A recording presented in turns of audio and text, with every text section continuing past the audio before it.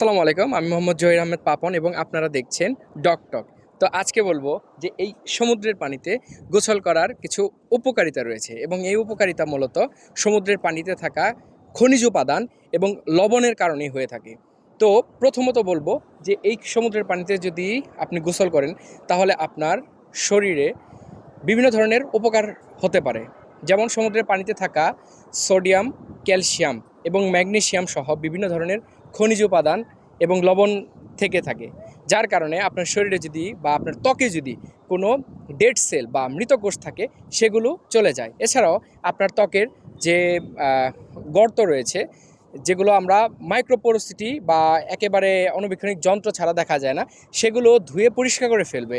এছাড়াও আপনার যদি চর্মরোগ সহ বিভিন্ন ধরনের সোরিয়াসিস বা অ্যাকনের কোনো প্রবলেম থেকে থাকে, তাহলেও সেগুলো কিউর হওয়ার জন্য এই সমুদ্রের পানি হতে পারে একটি বেস্ট সলিউশন এবং প্রাকৃতিক সলিউশন। সো আপনারা যদি এই কক্সবাজার ঘুরতে আসেন তাহলে অবশ্যই সমুদ্রের পানিতে নিজের শরীরকে ভেজাতে মিস করবেন না। ধন্যবাদ।